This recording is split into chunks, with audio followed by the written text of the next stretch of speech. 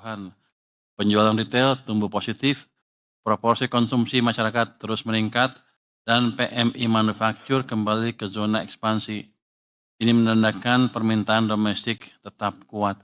Anda lihat yang tuh, yang kiri atas, tren penjualan retail yang tadinya katanya lesu, ini tadinya Agustus turun, September gonjang-ganjing turun sedikit di awal bulan mungkin, tapi habis itu recover, sekarang tumbuhnya 5,8%. Ini betul angkanya ya? Jadi ini tertinggi dalam setahun setengah terakhir.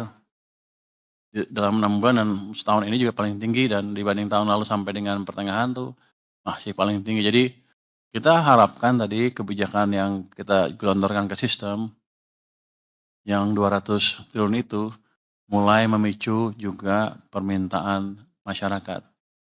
Orang kan sanksi katanya, apakah itu bisa menimbulkan demand? Kelihatannya strategi saya betul, demand-nya mulai tumbuh lagi.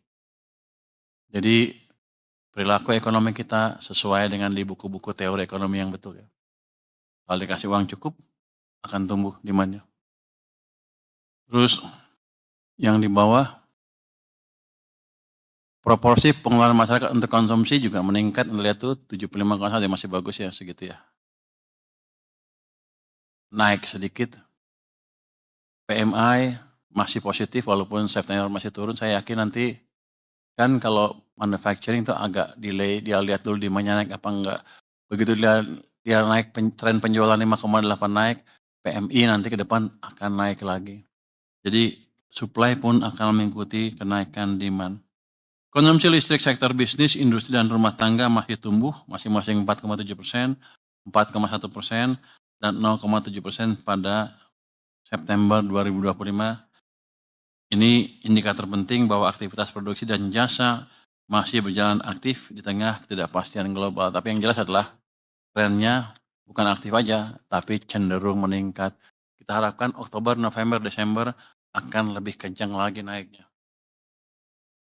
Next, pemerintah menempatkan 200 triliun rupiah kas kas negara di Himbara untuk memastikan likuiditas ekonomi tetap terjaga. Dengan tingkat bunga rendah, langkah ini mampu mendorong pertumbuhan kredit yang lebih agresif. Kalau kita lihat kan pertumbuhan, angkanya merah itu 13,2 adalah M0-nya atau base money. Anda lihat kan tadinya di 0, ketika kita injek money, kita pindahkan 200 triliun, M0-nya tumbuh sekarang di 13,2%. Itu menunjukkan uang di sistem perekonomian memang bertambah dengan signifikan. Jadi harusnya ke depan ekonominya akan tumbuh juga. Kalau kita lihat yang diserap sebelah kanan ya, sampai akhir September, lebih dari 112 triliun telah disalurkan kembali ke masyarakat dalam bentuk kredit produktif. Artinya, lebih dari separuh dana yang ditempatkan sudah bekerja untuk menopang konsumsi, investasi, dan pertumbuhan ekonomi nasional. Inisiatif ini bukan hanya soal likuiditas, ini soal penciptaan multiplier effect, menurunkan cost of fund, mendorong pembiayaan sektorial, dan menjaga momentum pemulihan. Berikutnya, kalau kita lihat ya, likuiditas sistem keuangan nasional tetap terjaga dalam kondisi ample.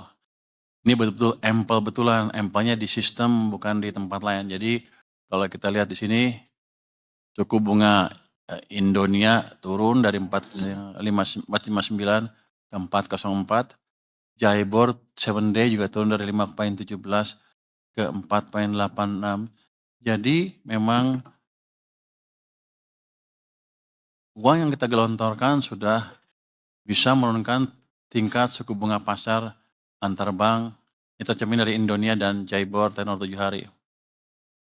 Artinya bunga pinjaman juga akan turun nanti pelan-pelan. Jadi impact dari kebijakan kita real. Next. Kita lihat sekarang perkembangan indikator asumsi dasar ekonomi makro 2025.